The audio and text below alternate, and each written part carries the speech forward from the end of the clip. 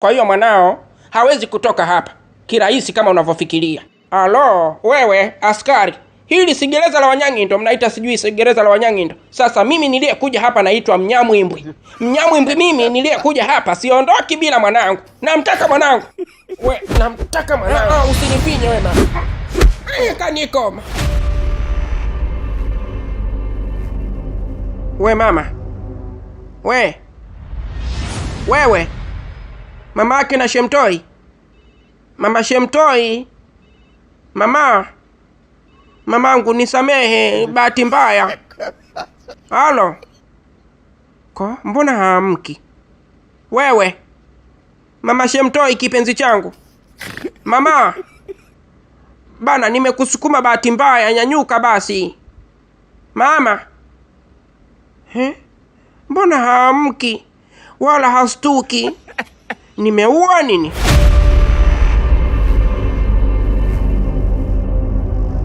We Sam, hivi una akili kweli wewe? Akili zako zinachajwa zinafanya kazi? Au akili umezitoa kichwani humo umezifiatika kwenye mstari wa matumaini? Masa, kwani unazungumza kitu gani? Wewe nadhani umekitoka hiki kibarua. Na sio kutoka kibarua tu, una hamu ya kwenda kuozea jela. Yule mgonjwa ulompokea pale mlangoni kwenye ambulance mida hii jioni, ulivyompokea pale mlangoni ukampeleka wapi? Wewe una shida gani Samu? Hebu niambie basi. Maana mwanzo hukuwa hivi wewe. Ulikuwa ni mfanyakazi smart, mwenye akili timamu ambao kazi zako zote zilikuwa zinafanyika kwa weledi mkubwa. Sasa hizi umebadilika sana. Yaani unafanya kazi, yaani kwanza sio kufanya kazi tu. Yaani wewe unafanya vituko, ni vituko Swahilini. Mapenzi yananitesa sana Dr. Martha. Mapenzi yananitesa. Mke wangu ananichiti. Na sidhani kama yeye anafahamu kwamba najua ananichiti, lakini mimi nashindwa kumwambia kwa sababu utakuwa ni mwanzo wa ugomvi na tutaachana. Kila nikitoka asubuhi kuja kazini na yeye anatoka anakwenda kwa huyo mwanaume wake. Handsome boy la kwanza linaloteswa na mapenzi. Na hilo ndo linasababisha nisiwaambie watu changamoto zangu, kwa sababu kila ninayemwambia anabaki kunicheka tu. Basi nimeamua nikae kimya, niwe naumia tu mwenyewe ndani kwa ndani. Na haya maumivu na stressi ndo nafanya mambo bila kujitambua.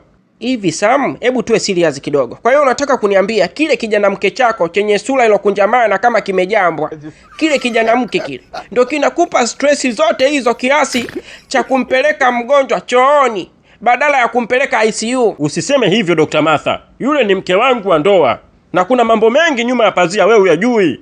Utaharibu kazi mjinga wewe. Imagine sasa leo chooni kule angeenda manager, halafu anakutana na mgonjwa yuko mle ndani analialia.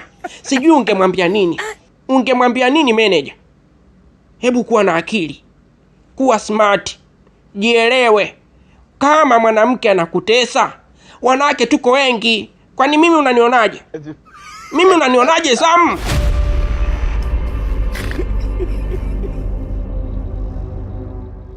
Daddy, I'm sorry, nimechelewa. Yeah, of course, leo umechelewa sana. Sijui kwa nini. Umechelewa sana leo. Nilienda kubadilisha nywele. Naomba unisamee basi. Si umenisamee? Why not my baby? Kwa nini nisikusamee? Mrembo, binti mlimbwende kama wewe unastahili msamaha anytime. And today I have a big surprise for you. Are you ready? We baby, hebu acha kuntia pressure. Sure. Sasa kwa nini nikudanganye? Ushawahi kuona wapi bilionea kutoka Katoro, bosi Toto mjomba Nchumali, mzee wa mipeketulo? Mzee wa mipeketulo, peketulo akadanganya. Mimi ni bilionea na fedha nyingi. Vitu vya surprise kama hivi vidogo vidogo ni vitu vya kawaida sana kwa. Just answer me. Are you ready for my surprise? I'm ready baby.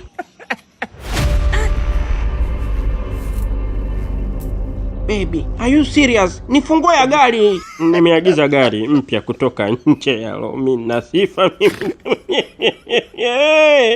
Iyo na gari imefika leo. Gari ni mpya, sitaki kutaja ni gari ya aina gani, lakini is a new model, mwaka wa mbele kabisa 2026. Ile gari nimekununulia wewe mpenzi wangu. Mama yangu, sijui nikupe nini we baba wewe. Nipe mapenzi moto moto. Aise, Bi Kachala, vipi, kuna shida? Ndiyo mkuu, kuna shida. Alikuja mama hapa mzazi kuja kumwekea mwanae dhamana, na mtoto ambaye anataka kuwekewa dhamana ndio yule ambaye tumeshamuingiza kwenye mifumo yetu ya kibiashara na kamari. Yule mama nikamwambia kumwekea dhamana huyu mtoto haiwezekani. Mama akakasirika, akafura, akawa amenishika tai hivi anataka kunipiga. Mimi kumsukuma, bahati mbaya nikamsukuma, nikampiga na ngumi moja, akadondoka chini. Kudondoka ndo kudondoka mwenzangu, yule mama sijui nimemuua, hata sielewi. Nimembeba geja, nimemficha kule kwenye chumba changu cha kazi ofisini. Sijui nimeua mkuu, nimemuua mama yake na Shemtoi.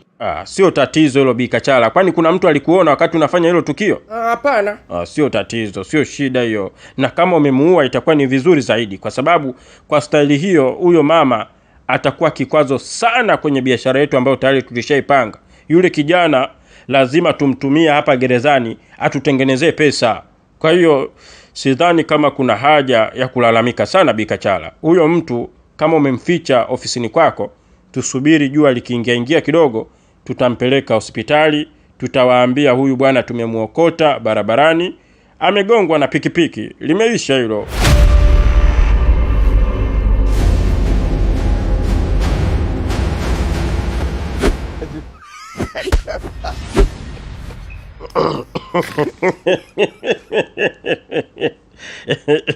Una wimbo kamoja unasema Jumbulu katoi kwa kalaila mwedila.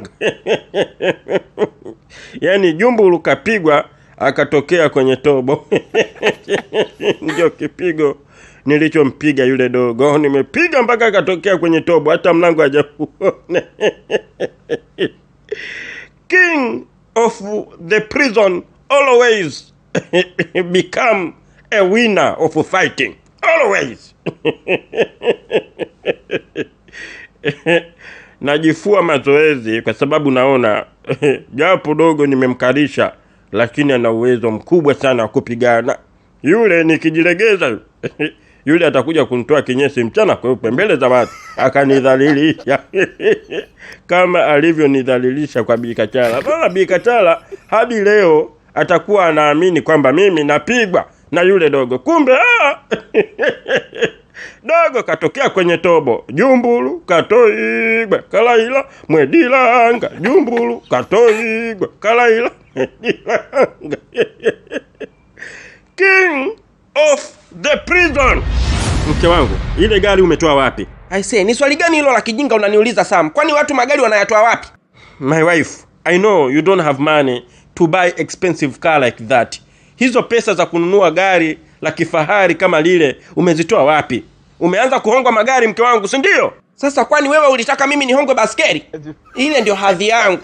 I deserve to own a car right now. Unazungumza na mumeo. Najua naongea na mume wangu, lakini punguza jilas. Au kwa sababu nimewahi kumiliki gari kabla yako? Maneno mengi tantalila. Mafanikio hayaji kama upepo. Pambana na wewe utapata ya kwako. We vipi bwana? Muone tu pale. Afu kwanza sijui najuta kwa nini nimewahi kuolewa hivi jamani. Kumbe ndoa ndio ina changamoto hivi. Vipengele kibao vifungo huko huru kabisa kwenye ndoa jamani. Wewe sikiliza wewe kaka wewe. Mimi nahitaji talaka yangu, nimechoka kwa kweli. Fanya mchakato unipe talaka zangu niondoke.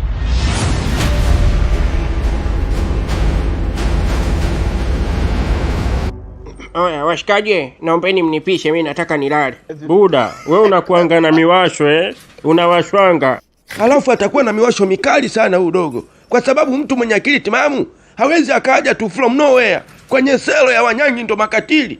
Anaona kabisa wao jamani makatili. Halafu anawaambia eti kirahisi tu nipisheni nilale. Yaani sisi tukupishe kwenye selo yetu ulale. Wewe kama nani? Who are you by the way? Halafu wewe ni mgeni hapa Sijui wewe mchikaji wangu unaongeaje, yani unanichekesha. Unaongea kama umefyatika ganda la limao kwenye kishondo. Buda, huyu mkora yuko na dharau mazee. Anatukananga matusi. Hayo ni matusi hayo. Bure, kuna msemo mmoja unasema kuku wa kwako ya nini kumshikia manati? Yes, kataka ulalo bwana. Sawa, atalala hapa lakini lazima adabo. Hebu kuwa na heshima wewe. Mimi shidabo. Siwezi kudabo na mtu yoyote hapa, nisije nikamfanya kitu kibaya. Mimi nina tabia mbaya. Nyie mnatakiwa kunipisha mimi nilale hapa, mtoke mkatafute sehemu nyingine ya kulala, kwa sababu shelo ambayo nilipangiwa ina kipengele, siwezi kulala kule leo. Kombo, kwani unasubiri nginini? Au unasubiri hadi huyo chalia kupande kichwani? Zima chalia ondoke huyo. Fukuza mbwa huyo. Huyo ni mbwa. Haiwezekani anakuja kwenye selo ya wakora alafu anatadharau. Piga aondoke huyo. Kombo, kanyaga, futa mtu aondoke.